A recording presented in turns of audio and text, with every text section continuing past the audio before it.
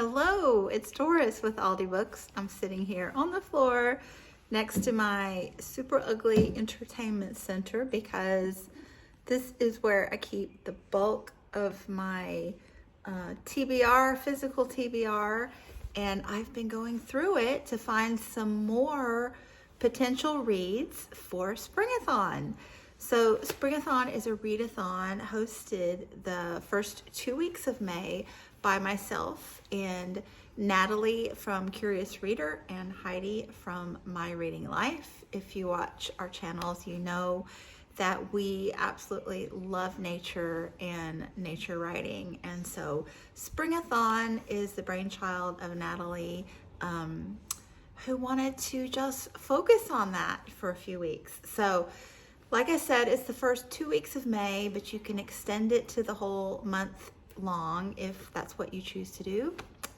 You can read nature writing all year, obviously, but I will probably read the whole month myself. So I posted my announcement video for Springathon and put my TBR included in it, but that TBR was books that I had listed on Storygraph that I was interested in reading. So books that I would read digitally or audiobooks. But Heidi and Natalie have just posted their TBRs.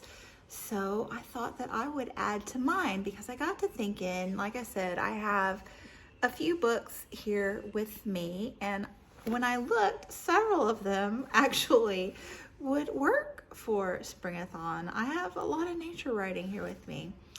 I moved to China the last week of July of last year, 2022, and I'm approaching a year here. I'm making plans to go home and visit this summer, June, the end of June, so it'll be 11 months here, and I'm gonna head home and visit Gabriel and the fur babies and all my family in Florida.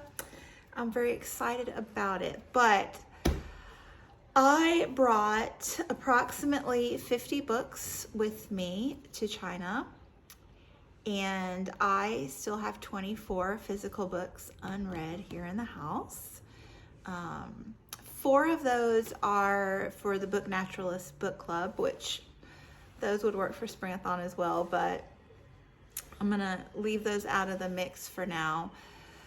But that leaves 20, and of the 20, it's like almost half would work for Springathon, maybe. So let me show you what I have here, and you can help me decide. I have The Mosquito, A Human History of Our Deadliest Predator by Timothy C. Weingard. So that's a possibility. There are indeed mosquitoes here in China.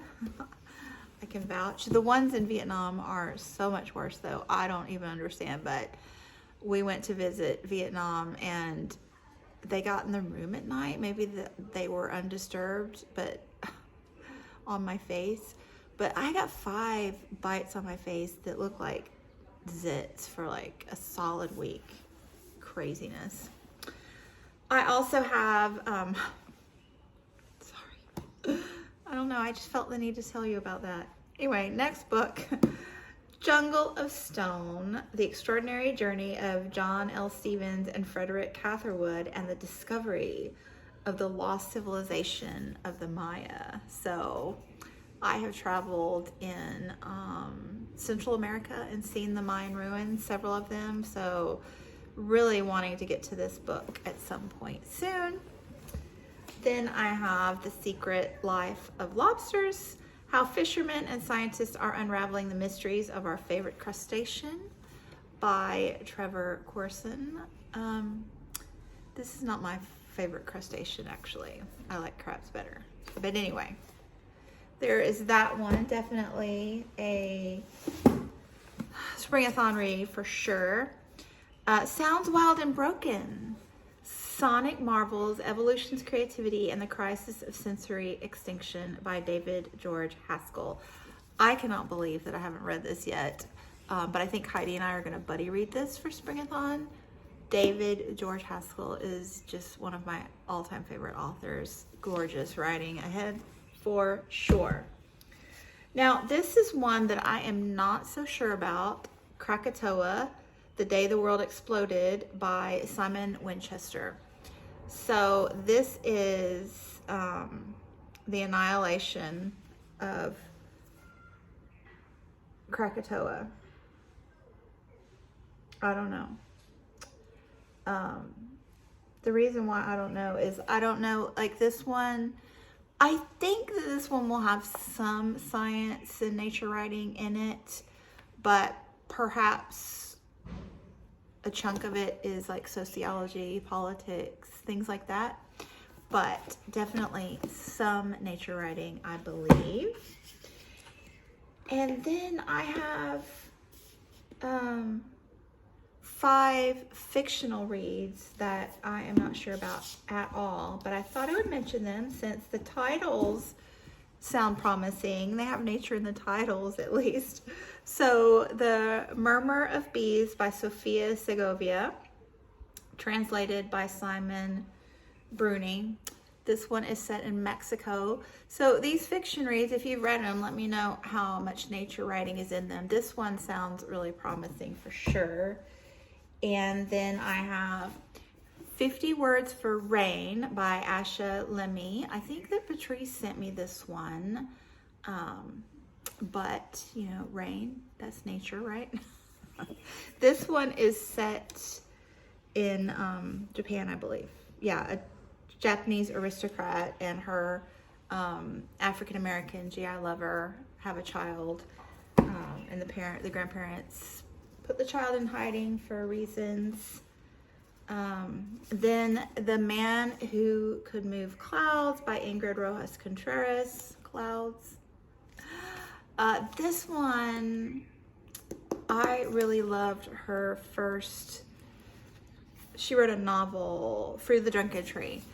This one is a memoir. I think it's about her father, I believe.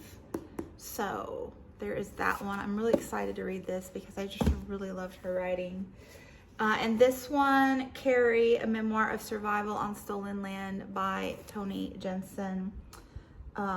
This one is an Indigenous woman on Indigenous land and the ways it is hidden and ignored. So I think some nature writing possibly in this one. Karen from Run Right Read sent me this one.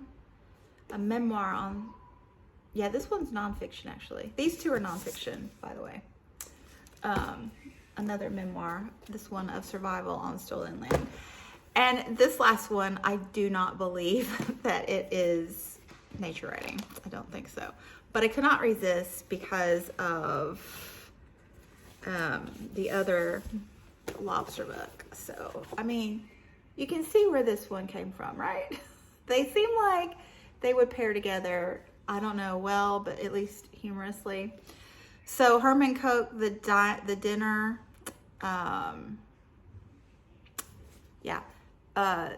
Stephanie from Time to Read, ! Gave me this one. So yeah, there you go.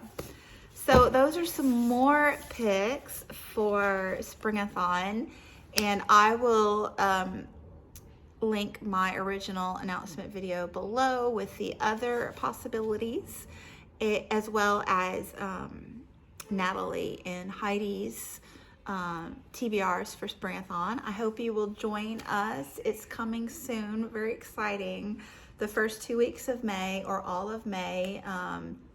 All you have to do is read a book centered around nature writing, and it can be fiction or nonfiction, it doesn't matter. So dive right in.